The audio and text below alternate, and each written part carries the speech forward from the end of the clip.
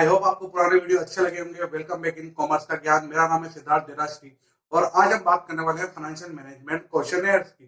जी हाँ, financial management question, practical question. हमने पुराने दो वीडियो के अंदर, जो हमारे प्रीवियस वीडियोस थे उसके अंदर हमने देखा था theoretical aspect of financial management.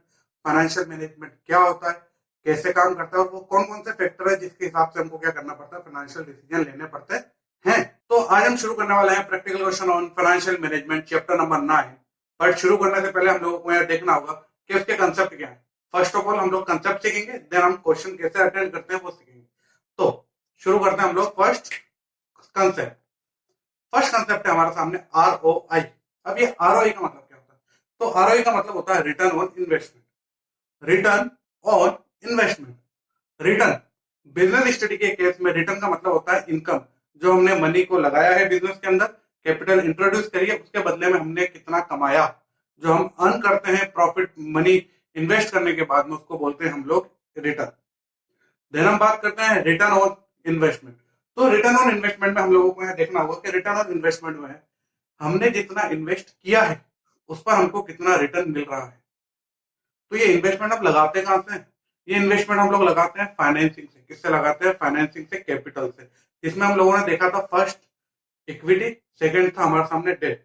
Equity की कोई कॉस्ट नहीं होती, इक्विटी की कोई कॉस्ट नहीं होती, बट डेट जब हम डिबेंचर इशू करते हैं तो डिबेंचर के सामने आगे परसेंटेज लिखा होता है। 9% डिबेंचर, 16% डिबेंचर, या फिर हम कभी क्या करते हैं, बैंक लोन लेते हैं। क्या लेते हैं? Bank loan. तो हम लोगों को क्या करना पड़ता है, रेट ऑफ इंटरेस्ट पे करना पड़ता है ईयरली और मंथली। तो जो रेट ऑफ इंटरेस्ट पे कर रहे हैं वो हमारी क्या है, कॉस्ट है उस फाइनेंस को प्रोक्योर करने की। तो हम लोगों को यह देखना पड़ेगा कि हमारी जो ROI रिटर्न ऑन इन्वेस्टमेंट है वो हमेशा क्या होना चाहिए, ग्रेटर होना चाहिए। क्या होना चाहिए? ग्रेटर होना चाहिए। किससे? कॉस्ट ऑफ डेट से। क्योंकि जितनी ज्यादा हमारी ROI होगी, रिटर्न ज्यादा होगा, उतना ही हमको ज्यादा क्या होगा, प्रॉफिट होगा। जितना ज्यादा प्रॉफिट होगा हम लोग क्या करेंगे, उतनी ही ग्रोथ करेंगे। तो फर्स्ट हमारे सामने दे रखा है ROI। ROI का हमारे सामने यहाँ पे फॉर्मूला दे रखा है। फॉर्मूला क्या है? EBIT। EBIT जिसको बोला जाता है earning before interest and tax. Earning before interest and tax. आप इसको क्या बोल सकते हैं? Profit before interest and tax. अब यहाँ इंटरेस्ट का मतलब क्या है? तो इंटरेस्ट का मतलब है interest on long term debenture और लॉन्ग टर्म लोन, जो हम लोग डेब्ट वगैरह में जो इंटरेस्ट पे करते हैं, ये हमारी क्या कॉस्ट है। देन हम लोग बात करते हैं, सेकंड हमारे सामने है earning before interest and tax. अब ये टैक्स क्या है? जो हम लोग क्या करते हैं, गवर्नमेंट को पे करते हैं। क्या करते हैं हम लोग? गवर्नमेंट को पे करते हैं। तो उससे पहले की जो हमारी अर्निंग है हमको उसको लेना पड़ेगा। हमको डिवाइड करना है टोटल कैपिटल। अब यहाँ टोटल कैपिटल क्या है? तो टोटल कैपिटल यहाँ पर हमारी क्या हो सकती है? या तो हमने पूरा बिजनेस हमारी सेल्फ इक्विटी से शुरू किया, इन द सेंस हमने पूरा का पूरा ओनर्स फंड लगाया, तो हमारे यहाँ पे क्या हो सकती है, कैपिटल, पूरी की पूरी इक्विटी। जब हम पूरी इक्विटी लगाते हैं तो हमारे सामने कोई कॉस्ट नहीं होती, क्योंकि हम कहीं बाहर से तो कोई लोन लेके नहीं आए।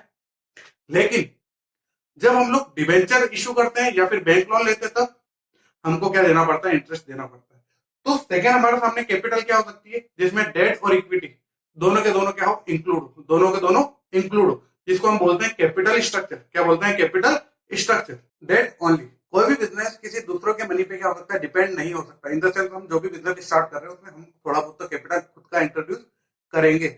अगर हम पूरा का पूरा मनी कहीं से बैंक लोन से स्टार्ट करते हैं तो फर्स्ट ईयर सेकंड ईयर में हम इतना ज्यादा अर्न नहीं करते कि उनकी इंटरेस्ट कॉस्ट भी बियर कर सके, तो ओवरऑल हमारा बिजनेस क्या हो जाएगा, खत्म हो जाएगा। देन हम लोग आते हैं फॉर्मूले पे, रिटर्न ऑन इन्वेस्टमेंट जिसको बोला जाता है ROI। ROI इसका फॉर्मूला है earning before interest and tax divide by total capital into 100। ये हमेशा परसेंटेज फॉर्म में निकलेगा। किस में निकलेगा? परसेंटेज फॉर्म में। टोटल कैपिटल समझ में आ गया, जिसमें क्या होता है, कैपिटल स्ट्रक्चर होता है equity plus debt. Earning before interest and tax, interest मतलब क्या हो गया, लॉन्ग टर्म के लिए। टैक्स हम जो गवर्नमेंट को पे करते हैं, क्वेश्चन में सब दिया होता है, एज्यूम करने की जरूरत नहीं है। अर्निंग, अर्निंग को आप प्रॉफिट भी बोल सकते हैं। अगर मैं इसको शॉर्ट फॉर्म में बोलूं तो शॉर्ट फॉर्म में बोला जाता है EBIT। अगर हम प्रॉफिट को लें तो क्या बोल सकते हैं, PBIT, profit before interest and tax. तो हम यहाँ पे देखते हैं इसका एक क्वेश्चन, जिससे हम लोग क्या करेंगे, थोड़ा सा ROI को समझेंगे। लेकिन उससे पहले हम लोग देखते हैं इसका डिसीजन कैसे होता है। हम इस बेस पे कैसे डिसीजन ले सकते हैं कि आपको इन्वेस्टमेंट करना है या नहीं करना है। यहाँ पे आपके सामने दे रखा है instruction for use ROI। Instruction for use ROI। ROI means return on investment. आपका रिटर्न ऑन इन्वेस्टमेंट हमेशा हाई होना चाहिए, हमेशा ज्यादा होना चाहिए। किससे? कॉस्ट से। किससे? कॉस्ट से। क्योंकि जितना ज्यादा आपका रिटर्न ज्यादा होगा, आप कॉस्ट को क्या कर सकेंगे? इंकर कर सकेंगे, बियर कर सकेंगे। अदरवाइज आपको क्या होगा? लिक्विडेशन आना पड़ेगा, जो हम लोगों ने देखा था पार्ट नंबर 2 में।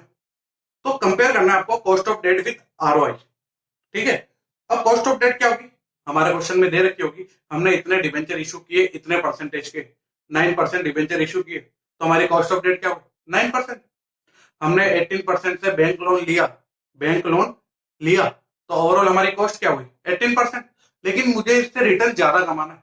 अगर मैं डिबेंचर इशू कर रहा हूँ 9% के, तो मुझे रिटर्न क्या करना चाहिए? उतने ही पैसे से ज्यादा कमाना चाहिए। क्या 10% हो सकता है, 11 हो सकता है, बट कम नहीं होगा। क्योंकि अगर कम हो रहा है तो मैं प्रॉफिट नहीं कमा रहा हूं, मैं प्रॉफिट नहीं कमा रहा हूं। तो मुझे यहाँ पे सब चीजें देखनी होगी। तो यहाँ पे आपके सामने दो कंडीशन है। If cost of debt is higher than ROI, आपको क्या करना है? इस इन्वेस्टमेंट को रिजेक्ट करना, क्योंकि हम इतना तो कमा ही नहीं रहे जितना हमने आपको कॉस्ट दे रहे। सेकंड हमारे सामने दे रखा है, if ROI is greater than cost of debt. अगर जब हम रिटर्न ज्यादा कमा रहे हैं, हम रिटर्न ज्यादा कमा रहे हैं, तो ओवरऑल हमको इन्वेस्टमेंट को क्या करना होगा? एक्सेप्ट करना होगा। तो अब हम देखते हैं क्वेश्चन की तरफ। हम क्वेश्चन पे और उसको थोड़ा सा क्लेरिफाई करेंगे कि कैसे हम डिसीजन ले सकते हैं। तो हम देखते हैं क्वेश्चन किस पे, कंसेप्ट पे, आरओआई पे। तो हम लोग शुरू करते हैं। यहाँ अलग अलग आपके सामने कंडीशन दे रखी है, जिसमें सिचुएशन नंबर 1 है, 2 है, 3 है। इसमें हम लोग देखेंगे कि आरओआई का डिसीजन हम कैसे ले सकते हैं, रिटर्न ऑन इन्वेस्टमेंट का डिसीजन हम कैसे ले सकते हैं। तो हम शुरू करते हैं। सबसे पहले आपके सामने दे रखा है 3 कंडीशन। तो हम लोग क्या करते हैं, जो सेकंड और थर्ड है उसको थोड़ा सा गायब कर देते हैं। फिर हम लोग शुरू करते हैं। Equity share eight the rate ₹10 आपके सामने दे रखे हैं 50 लाख। कितने दे रखे हैं? 50 लाख की हमारे सामने इक्विटी है। सिचुएशन नंबर फर्स्ट, देन हम देखते हैं debt, debt at the rate है 10%, जो कि बिल्कुल नील है। हमारी टोटल कैपिटल कितनी है? 50 लाख। कितनी है? 50 लाख। अब आरओआई का फॉर्मूला क्या था हमारा? आरओआई का फॉर्मूला था EBIT divide by total capital into 100 percentage में निकलता हमेशा। तो हमने क्या किया? यहाँ पे हमारे सामने क्वेश्चन में गिवन है ईबीआईटी की, क्या दिया हुआ है? ईबीआईटी। ईबीआईटी आपके सामने दे रखी है 4 लाख रुपीज। तो अब आरओआई को आप कैसे कैलकुलेट करोगे? EBIT divide by total capital into 100। EBIT हमारे सामने 4 लाख है, डिवाइड करेंगे हम किससे? 50 लाख से। किससे? 50 लाख से। इनटू 100। तो हमारे सामने परसेंटेज आ जाएगा आरओआई का 8%। कितना? 8%। इन द सेंस हमने जितने भी इन्वेस्ट किया है as a capital 50 lakh rupees, हम ईयरली कितना कमाते हैं? 8% कमाते हैं। तो हमने यहाँ पे इन्वेस्ट किया इक्विटी शेयर्स पे 50 लाख रुपीज, मतलब हमारी टोटल कैपिटल कितनी? 50 लाख की है, जिसको हम लोग कितना कमाते हैं? 8% ईयरली कमाते हैं। हमारे सामने डेट कुछ भी नहीं, तो हम लोग यहाँ पे क्या कर सकते हैं? हमारी जो डेट है वो पूरी की पूरी नील है। कॉस्ट ऑफ डेट क्या है? नील है। तो हम यहाँ पे क्या करेंगे? हमारे प्रोजेक्ट को एक्सेप्ट करेंगे। क्यों? क्योंकि हमारी आरओआई, रिटर्न ऑन इन्वेस्टमेंट क्या है? ग्रेटर है। किससे? कॉस्ट ऑफ डेट से। कॉस्ट ऑफ डेट से। देन हम लोग चलते हैं सिचुएशन नंबर 2 पे। दोनों कंपैरिजन करना, सिचुएशन फर्स्ट एंड सेकंड को। अब यहाँ पे देखते हैं हमारे सामने कैपिटल स्ट्रक्चर जो है वो चेंज हो चुका है। अब कैपिटल स्ट्रक्चर क्या था? इक्विटी शेयर एंड डिबेंचर जो डेट था उनका क्या करते हैं? हम कॉम्बिनेशन लेते हैं, तो वही होता है कैपिटल स्ट्रक्चर। तो यहाँ पे आपके सामने दे रखा है capital structure 40 lakh rupees, equity share and debt आपके सामने कितना है? 10 लाख रुपीज। कितना है? 10 lakh rupees at the rate 10%। At the rate 10%। तो आपको यहाँ पे दे रखा है आपके सामने टोटल कैपिटल आ गई है 50 लाख रुपीज। अगेन कैपिटल हमारी सेम है। अब हम देखते हैं ईपीआईटी। तो अगेन हमारी ईपीआईटी भी कितनी है? 4 लाख की है। सिचुएशन नंबर 1 और सेकंड की दोनों की ईपीआईटी सेम है। बट हम यहाँ निकालेंगे आरओआई। अगेन आरओआई हमने कैलकुलेट किया 4 lakh divide by 50 lakh, 4 lakh divide by 50 lakh into 100। तो हमारा परसेंटेज कितना आ गया? 8%। कितना आ गया? 8%। बट अभी हमारा सिर्फ क्या आया है? आरओआई आया है। अभी हमको डिसीजन लेना बाकी है। अब हम कंपेयर किससे करते हैं? तो कंपेयर करते हैं कॉस्ट ऑफ डेट से। और हमारे यहाँ पे कॉस्ट ऑफ डेट दे क्या रखी है?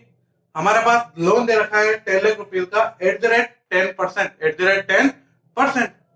यही तो हमारी क्या कॉस्ट है? 10%। तो अब हमको कंपेयर करना है किसको? कॉस्ट ऑफ डेट से आरओआई को। तो हमारी क्या ज्यादा है? हमारा क्या है? डेट ज्यादा है। इन द सेंस में जितनी भी मनी बिजनेस में लेके आया हूँ 10 लाख रुपीज, उसमें मुझे क्या देना पड़ेगा? 10% क्या देना पड़ेगा? 10% क्या देना पड़ेगा? कॉस्ट देनी पड़ेगी ईबीआईटी। बट मैं अर्न कितना कर रहा हूँ? सिर्फ और सिर्फ अर्न कितना कर रहा हूँ? 8% ही कर रहा हूँ। कितना कर रहा हूँ? 8%। तो क्या ये लोअर है? तो मुझे यहाँ पे अपने प्रोजेक्ट को क्या करना पड़ेगा? रिजेक्ट करना पड़ेगा। क्या करना पड़ेगा? रिजेक्ट करना पड़ेगा। देन हम बात करते हैं सिचुएशन नंबर सेकंड की। यहाँ पे हमने कैपिटल स्ट्रक्चर को थोड़ा सा चेंज कर दिया। यहाँ पे हमारे सामने इक्विटी शेयर कितनी है? 20 लाख। फिर हमारे सामने डेट यहाँ पे कितना है 20 लाख के @10%। अगेन हमारी कॉस्ट ऑफ डेट कितनी हो गई 10%।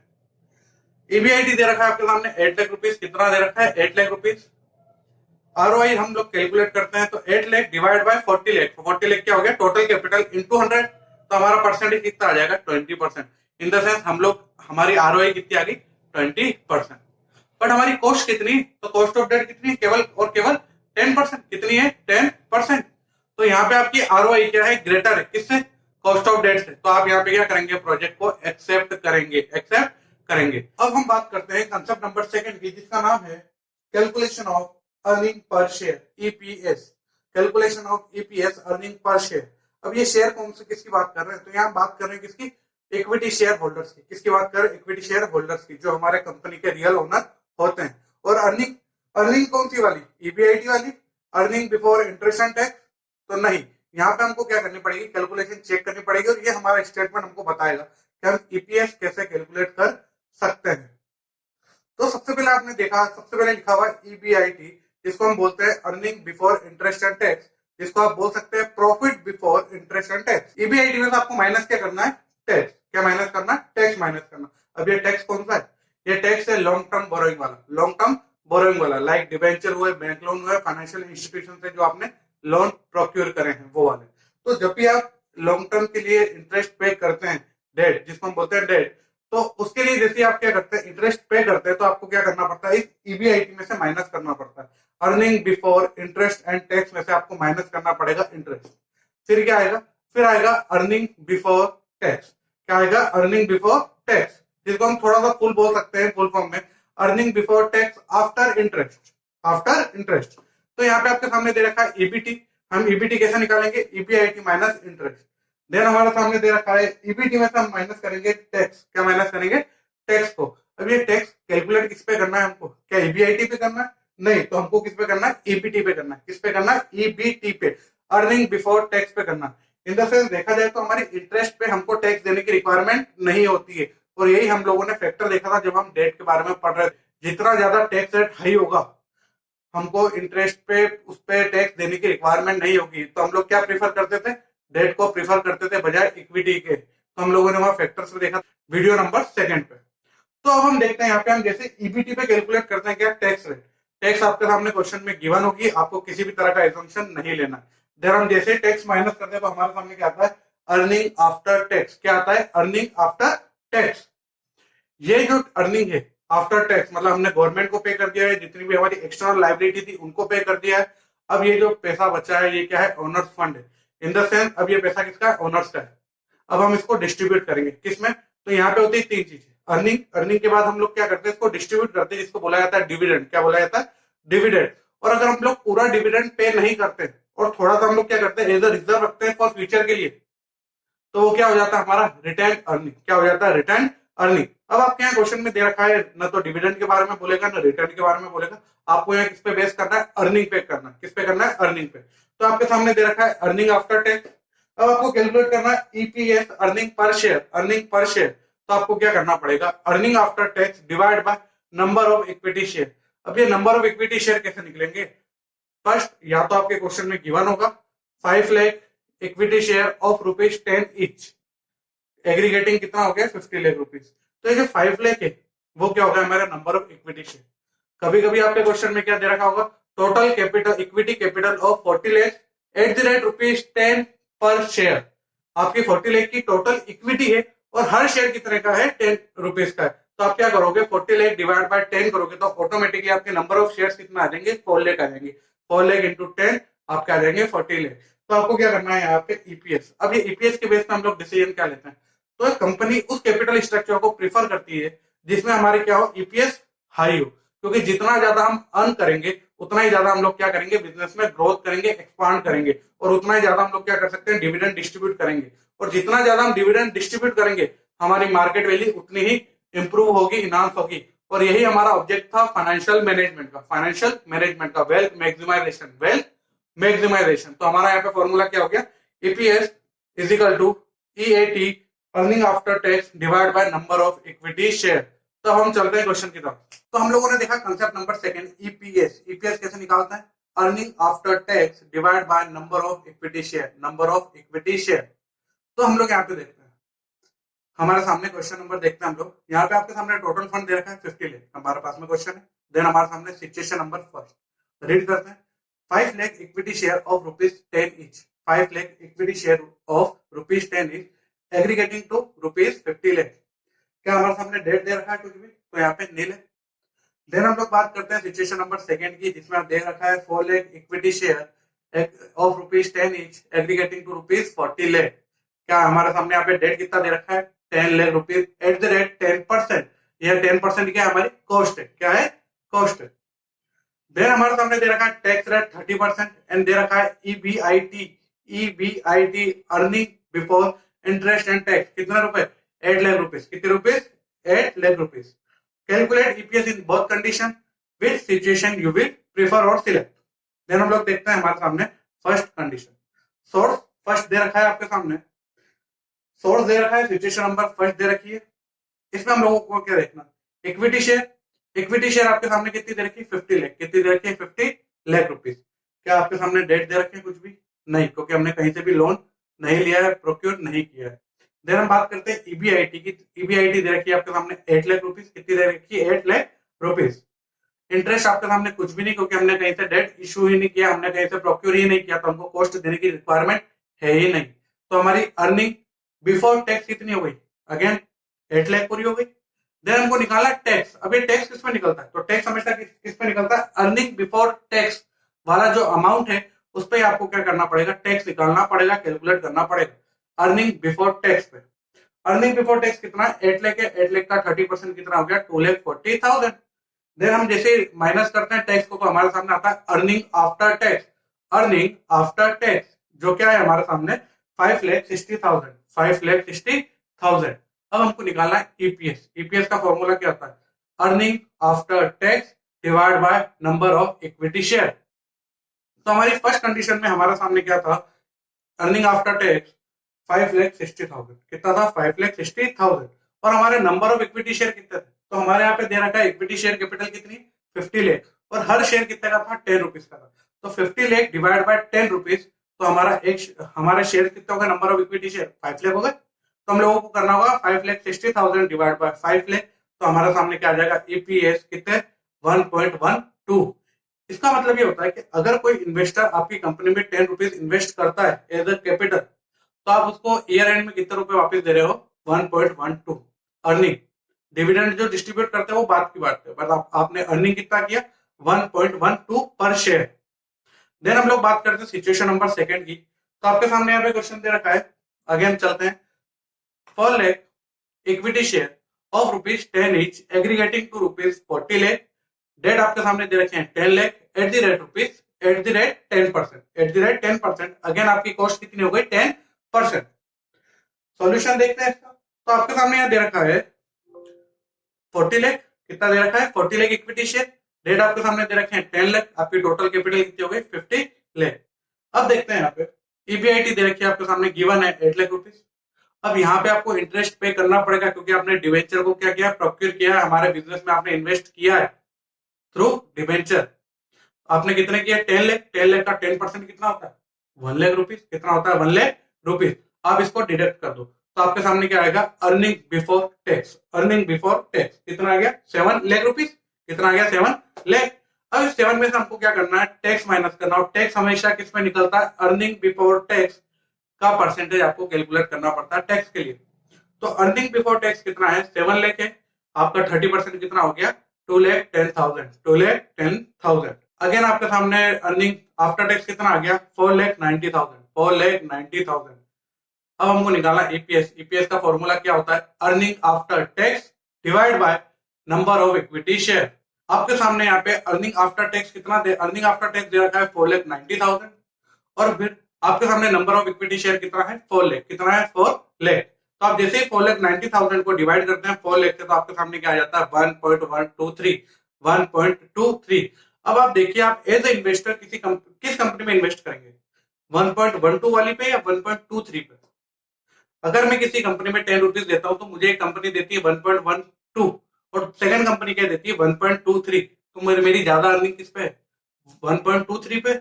इसी कंडीशन को बोला जाता है trading on equity. Trading on equity एक क्वेश्चन आता है थ्योरेटिकल, ट्रेडिंग ऑन इक्विटी क्या होता है? तो it's the combination of equity and debt which increase your earning per share. Earning per share, और अर्निंग पर शेयर जैसे इंक्रीज होती है आपकी मार्केट प्राइस भी क्या हो जाती है? बढ़ जाती है, जिसको बोलते हैं हम लोग वेल्थ मैक्सिमाइजेशन।